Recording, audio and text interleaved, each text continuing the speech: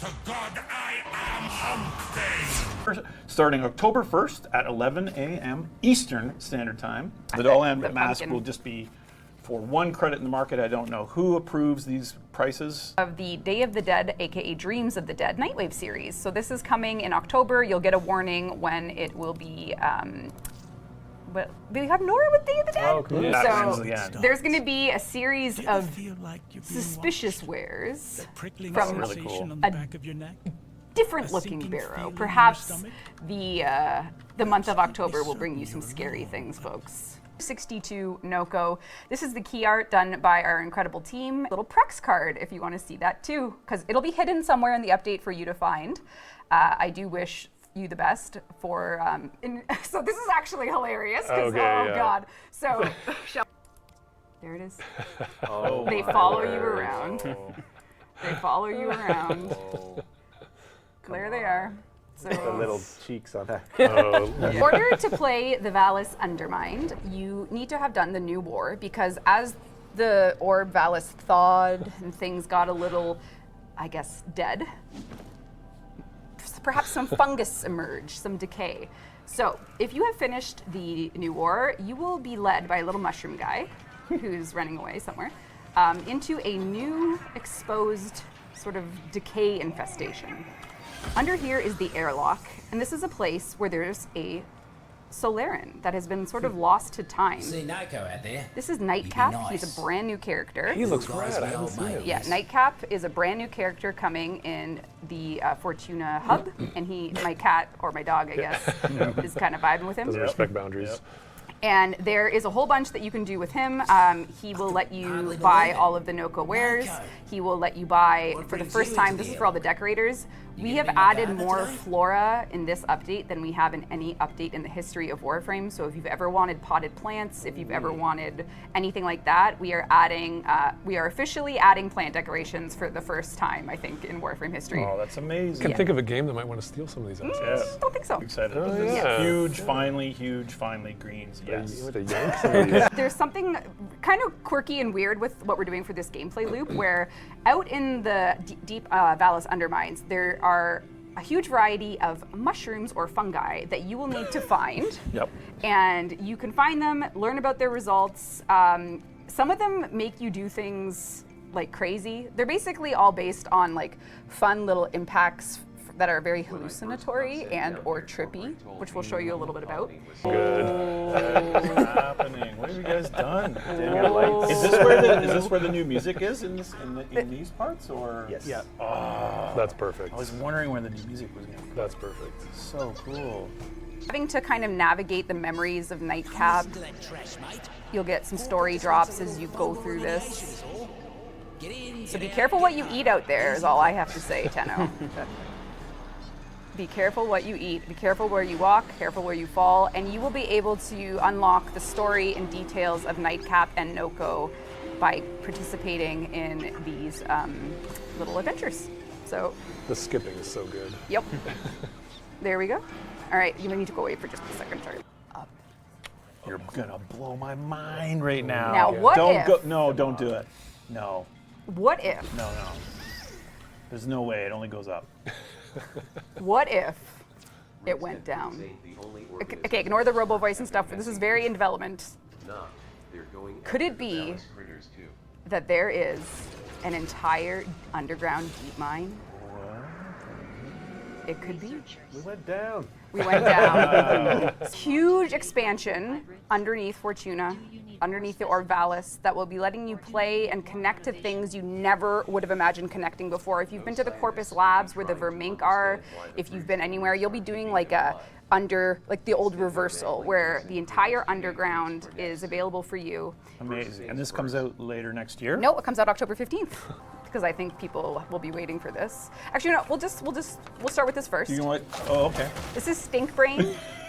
Stink brain. Stink brain. So what you'll find with Nokko is he's a very fun guy, and he's throwing all his different mushroom types. This is bright bonnet, so these are two different mushroom types, and the general theme and idea is that you want to get these mushrooms out, get them pulsing, so that you're sort of making a garden of fungi around the battlefield. They each have different effects. Steve, do you want to read them off the sheet? Yeah, the stink brain, I kind of knew this anyway, but it throws a mushroom that periodically sheds poisonous spores, inflicting DT_viral_color viral damage and status effect upon nearby enemies. Clearly that's taken from a Loke tag in the game. Sure, and what about, oh, no. What about... Bright Bonnet, though, releases a rejuvenating mushroom that emits a radial pulse, increasing Nokko and his allies' energy and applying a buff to ability strength that lasts for a short time. And what about his third ability? Reroute. Are we seeing this yet? I'm gonna do it. Okay. Whoa. Oh, yeah. Reroute. Reverting to sprawdling form. That is a word. Sprawdling. Sprawdling. Causing Nokko to heal rapidly. While in this state, Nokko is untargetable and releases spores that lull nearby enemies to sleep.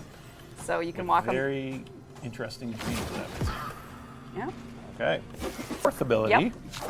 Spore Spring unleashes a chaotic ballistic mushroom that seeks enemies and bounces explosively off whatever it touches. So this is basically like, if you can imagine the wind-up of just the most chaos. If it bounces on enemies, mushrooms, it's so it basically let's see if we can find some enemies to use it on. A little behind the scenes of how some of the sounds were gathered. The gameplay, right? Gameplay. Oh, So well, that's that's Oh, no, that's okay. that's fine. That That's is all good. Great. Yeah, that's some of the model work, and then the gameplay. Here it is in game. So he has a arc gun, and we do have a little bit of quality of life coming for arc guns as well. So, Awesome. so I am jumping a little bit ahead. Yeah, not, you're jumping ahead. Not man. too It's much. hard to keep up with my But schedule. as part of the loop, you will be able to find a new way to upgrade your arc guns, where we're going to allow you to put arcanes on them. So arcanes will be possible on arc guns. The Nokko update is going to allow this. You'll be able to get the adapter type, which we are going to give you as an option in the store with Nightcap. And then what we're doing is we're actually letting you use because arc guns are sort of this be-all mega gun, but they have properties from a lot of the other arsenals, so you'll be able to use one primary and one secondary. So you can kind of mix and match for the first time between primary and secondaries. That's crazy. Yeah, because the arc gun tier is like just chaotic, so you'll get one primary slot and one secondary. So Very neat. Gotta juice those buttons. Holy. Whoa, cool. Man, oh man. Wukong Deluxe. Man, oh And we are we put like I think the most fur we've ever done on a Warframe. So he's got like a fur tail. This is gonna be my desktop wallpaper for Right? like 6 months at least. It's so incredible. But you have it running here. Yeah, in I know, game it's as well. it's hooked up in It's game. very You're avoiding pink and green, which is nice. No, I have some other attachments on because I love the top of the helmet. There's like a cool. yeah. Here with you for the Devstream, but here I am virtually to talk about damage attenuation. You guys have been asking us to look at it for a while, so here we are. Sorry if there's a little bit of construction noise, cannot be helped. So what is it? Damage attenuation is a system that we use mostly for bosses, where if they take a lot of damage in a short amount of time, they raise their defenses so they don't die as fast. What is the purpose of it? The purpose is, since we have such a big gap on how much damage you can do in Warframe, think of someone that has been playing for a long time, but doesn't have the best ribbon in the world, doesn't have max arcanes, they don't have like all the shards Tau forged on their Warframe, etc., etc. Compare that to someone that does have the best of the best, the latest incarnate, everything format to the extreme. That gap in damage is so large that if we tune bosses for the bottom group, then for the top group, whenever you go into a brand new boss that we just released, like we just released Thoraxia, for example, you go in to fight the brand new boss that we worked on, you get there, shoot her once, she's dead. Obviously, that would be pretty anticlimactic. You probably wonder, why did he spend 4 to 6 months working on this boss if he's just going to die in one shot? It probably would be pointless for us to even work on bosses at that point. So if we, instead of that, tune the damage numbers for the top group, then that bottom group is going to suffer because it's going to take 1,000,000 years to kill that boss because he's going to have so much health that he's going to feel like chopping wood. So obviously, we don't want either of that. So that is the purpose of this. It allows us to balance somewhere in the bottom middle and then basically damage attenuation takes care of making the fight last a certain amount of time for both groups. What are the issues with this? Well, there's a few. So the first one is it doesn't work really well for scaling levels. So all the numbers are tuned for the normal version. So when you fight the version in like Deep Archimedia, for example, sometimes those fights, and you probably experienced it if you're a veteran, those fights end up taking 25 minutes or something crazy. And obviously that's not fun for anyone. The other issue is that it's very confusing. There's many different variants of the system. So some are affected by fire rate, some are affected by other things. So that obviously is no good. No one understands exactly how it works, and it changes from boss to boss, so we don't like that. And the third issue is obviously for a game like ours, where it's a lot about like getting the next upgrade and getting the more powerful mod and the more powerful Raven and blah. It feels bad that once you have good gear, the boss fights don't feel that different than when you have extremely good gear, because once you're past a certain point, the damage attenuation will kind of keep pushing back so you don't go too fast. Obviously, that doesn't feel good. So what are we changing about this? We're changing a few things. So first, no more flat numbers. So the way it works right now is essentially all of those damage attenuation thresholds are set up by flat numbers. So imagine something like once you deal more than 10,000 damage in a second, the damage attenuation kicks in. Well, that works fine when you're like in normal, but once you're in Steel Path, 10,000 damage is kind of nothing, so that means the attenuation kicks in right away. Once you're obviously in Deep Archimedia, it means 10,000 damage, you apply, 100 times that. So it obviously is not very useful at that point. So instead of that, now it's going to be based on percentages, and that will allow it to scale much better throughout the game. So you'll never encounter now those 30-minute fights in Deep Archimedia. We're going to standardize it. Again, like I said earlier, we have many different versions. So there's like some that are affected by crit, some that are not, some that can be circumvented with fire rate, some that were made for a single boss. We have a whole bunch of different systems for this. We're going to standardize them all into one so that as a player, you have more clearer experience when you're playing against bosses, and it doesn't feel like it's all over the place depending on the boss that you fight. And it also makes it easier for us to maintain and be sure that it's working as expected, because it's a single system, and as we touch it, it basically spreads throughout the game. We're lowering the attenuation. This is to address that other thing that I was saying, which is that at a certain point you feel like your upgrades no longer kind of matter for bosses because the damage attenuation kicks in too early. So right now there's some bosses where attenuation kicks in like when you have almost no gear, you immediately starts kicking in. So with these new numbers, it's much more forgiving. It takes significantly longer for those the damage attenuation to kick in. It's hard to give you like precise numbers because again, it also will scale based on the level that you're fighting. But if you're something like Deep Archimedia, you probably can have an Incarnon with Roar and you'll have a hard time kicking into the damage attenuation. Basically, it'll be hard to break into that barrier where the damage attenuation starts to intervene. So hopefully with that, you'll feel more the effects as you get gear and as you get stronger. You'll be able to see larger numbers against those bosses.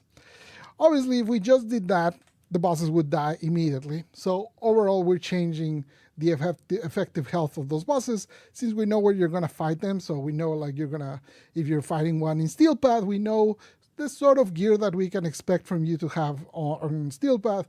We know what sort of gear we can expect from you in something like Deep Archimedia or a normal. So we're going to tweak the health of those bosses to deliver a similar experience to what it is today on kind of our target gear. Is going to be a similar amount of time, but that does mean that because now it's health and not attenuation, if you get better gear, you kill the boss faster. If you have lesser gear, you kill the boss slower. So now your gear actually matters more.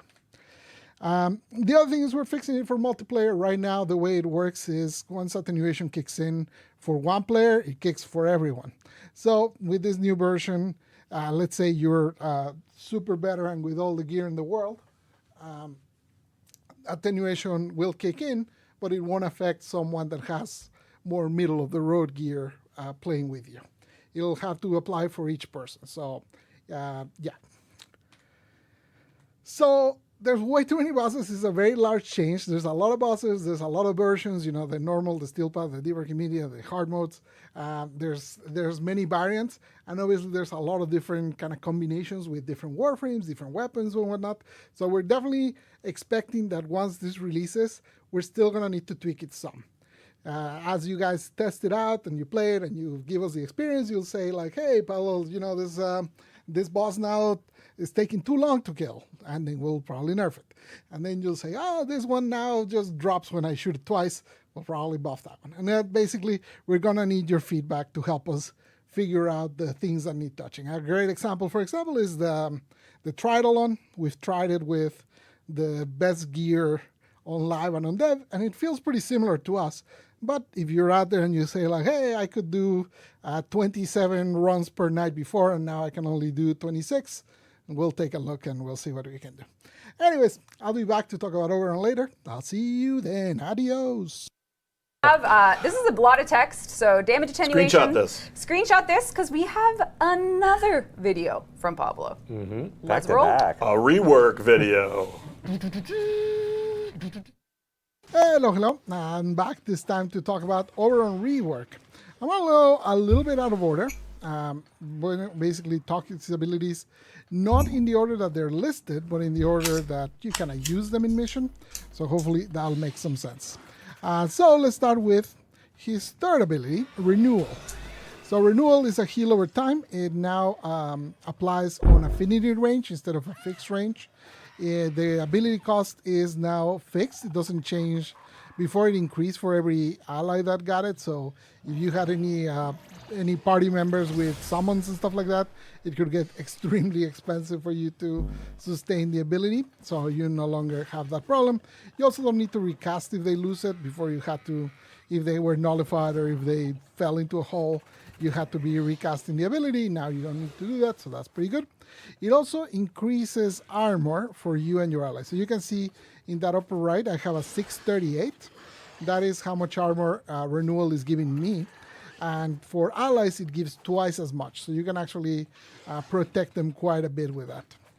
Also, the heal is doubled when used on Hallowed Ground. So let's put a Hallowed Ground here.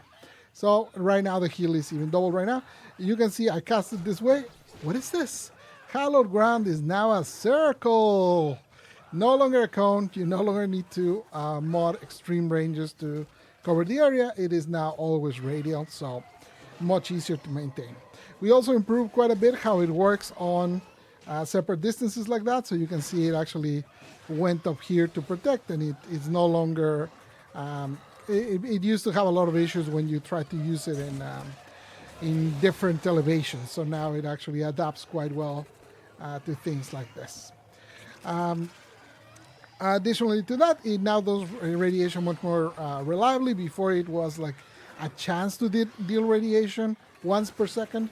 Now it's guaranteed radiation twice per second. So you can see enemies are getting to 10 stacks of radiation pretty quickly, which synergizes really well with something like Arcane Fallout. You can see the orbs are there.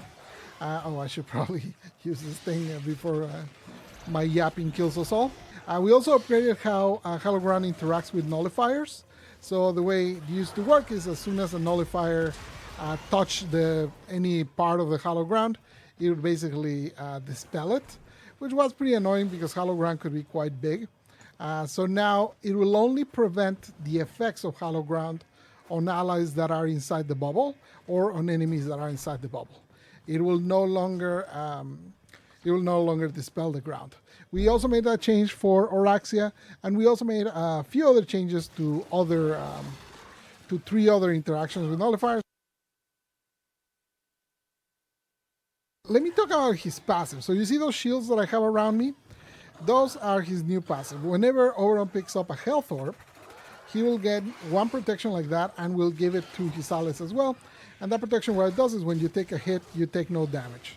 So you can see that absorbed the entire damage for the entire damage attack. So basically you can use that to be like fully protected as long as you're getting orbs, which is pretty easy to do when you have Fallout, or later we'll talk about some other way to get that.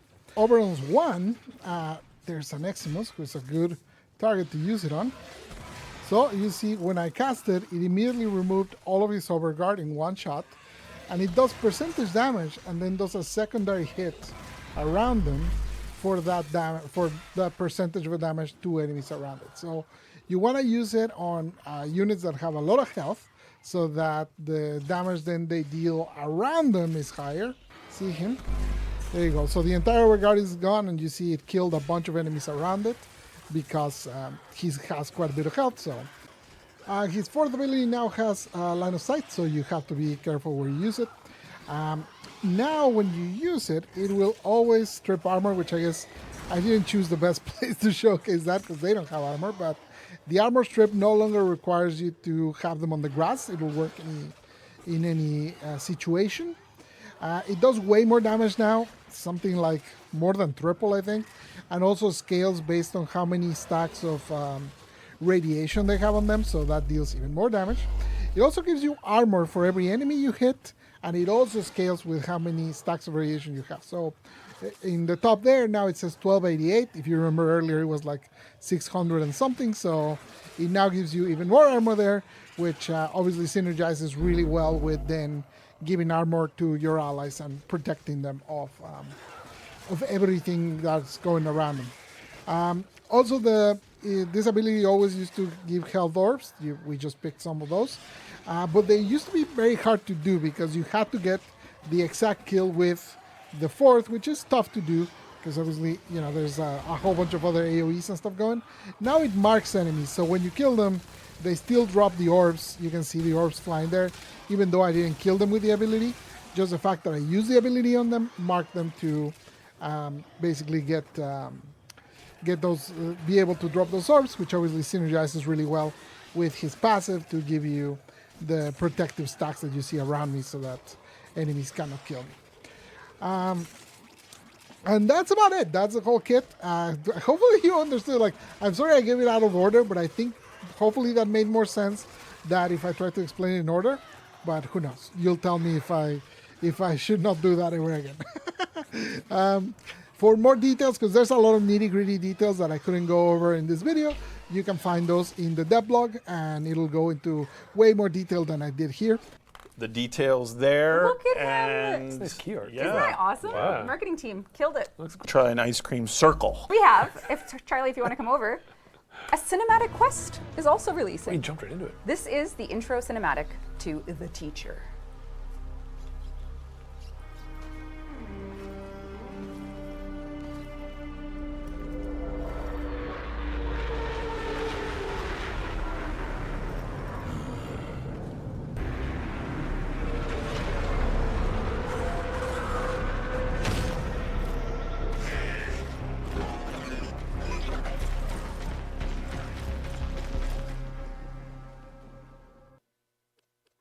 This is a intro quest to teach you modding. All things The Teacher will be released. You can play it if you're new or a veteran, and hopefully it gives you a real hands-on look at all things modding in Warframe. It happens right after Vor's Prize in the narrative. It introduces Teshin, and our good friends at Sumo, have yes. worked very hard on not only all things Vallis Undermind, Yes.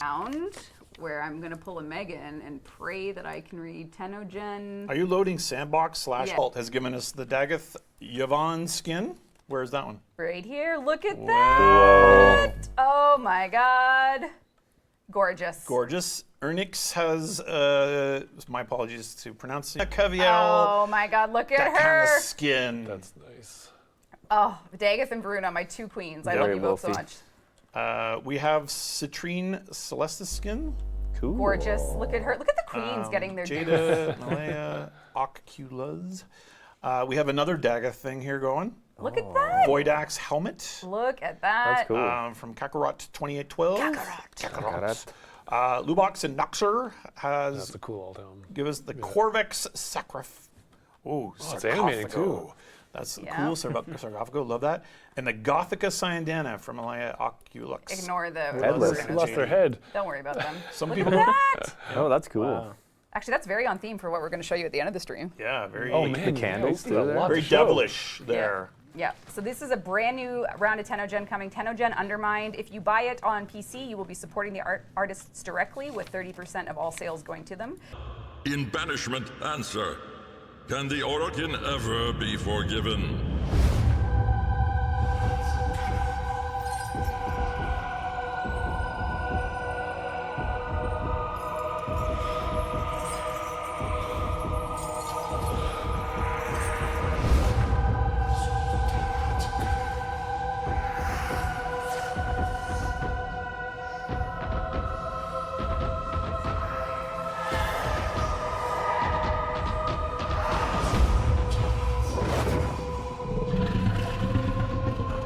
He spoke in truths.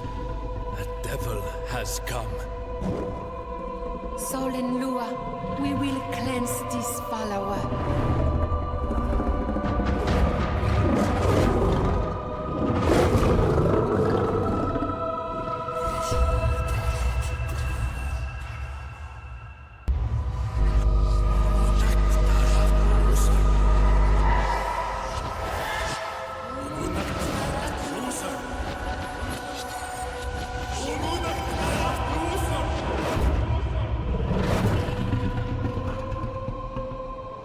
What need has a devil for forgiveness?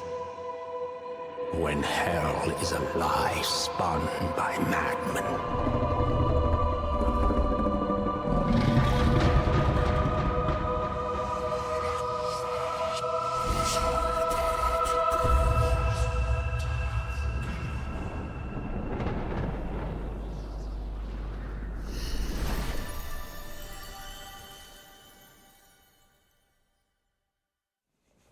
It is an honor to have Renee Zager doing the voice of Roth. And that's the recap of Devstream 189. My reaction and my opinion about this Devstream and the upcoming update. First, the Night of Naberus theme was really nice, especially that going with the Night Wave. That's about that. The Oberon Rework, amazing. I like it, and I can't wait to get my hands on Oberon, and I will take him to level cap, and the build will be in the channel as always. Also, the new Warframe, I don't like how he looks. I prefer maybe he is like permanently a little shroom, carrying like maybe a big sword or something, goes like or something like that would be fun and nice. His survivability looks solid, and we will take him to level cap when he gets released. Farming him and all the details, if there is any fragments, any puzzles, anything that you need to search for, it will be guides about it in the channel when the update release. Also the deluxe skins, I would give them 6 out of 10. The Tennogen, shout out to the designers. I don't like them so much, but they're really nice, and you can build like a lot of fashion frame with them. But you already know we're waiting for the Uriel big update, and can't wait to see the 63 Warframe. I think he's gonna be the big deal, as he has the first Orokin proto frame. Now for the damage attenuation, Pablo said a lot, and I think it's a good thing as the way they approach it, but I can't give my final opinion about it until I actually fight some bosses after the damage attenuation. And as he mentioned, even the Eidolons are affected, and so on and so on and so on. And we will see in the end how it works, as everyone, if it's very good, everyone will rage, and like, you know, the feedback will go crazy and they will fix it. If it's good, everyone will be calm and happy about it.